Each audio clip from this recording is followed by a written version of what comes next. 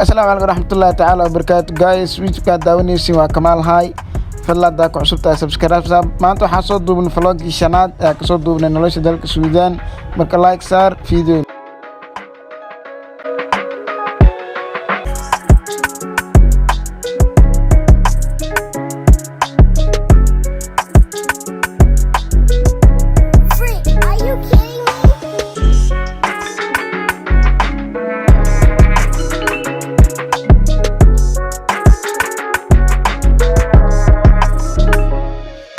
I'm stupid, do you think I'm dumb? How you thinking you can pull a fast one? I can see the truth right under your maanta waxaan joognaa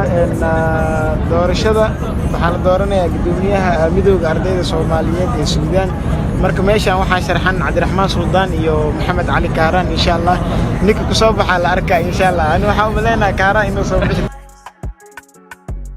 waxaan nahay xisbi fikir wato oo sanadkan soo natiijeenaya inuu ku maamulo si hufnaan ku jirto oo cadaalad waayo xisbiga midnimo wuxuu ka turjumaa xisbiga midnimada ardayda Soomaaliyeed ee dalka Suudaan insha Allah ta'ala waxaan rajeynaynaa inaan sanadkan soo aadan haddii aan meesha Ilaahay noo qoro aan ku guuleysan doorashadu sidan ayay u dhacday waxa codeeyay 192 arday xisbiga mustaqbal waxa uu helay 10 cod halka xisbiga midnimo uu helay 182 cod sida awgeed waxa noqday gudoomiyaha sanadan hogaamin doona midowga guud ee ardayda Soomaaliyeed mudane Mukhtaar Maxamuud Macow oo hogaaminayay xisbiga midnimo intaas waa natiijadii doorashada Suudaan gaadiidka baabuurada si u shaqeeyaan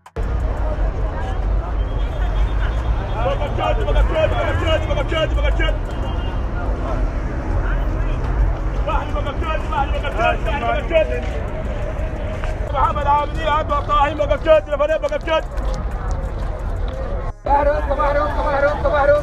بحث سوق بعد بكارة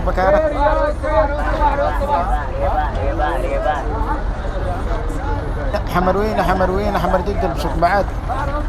La la la la la la la la lies. La la la la la la la la lies. La la la la la la la la.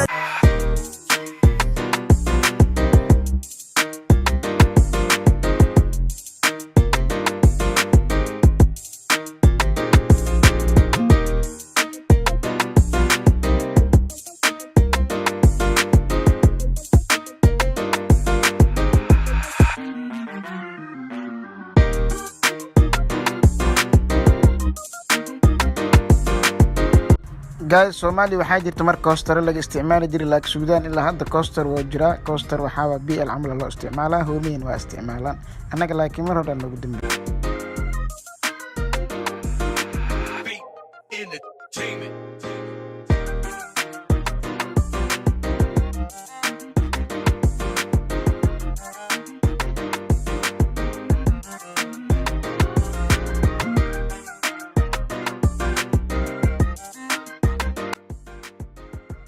Soomaali Maxamed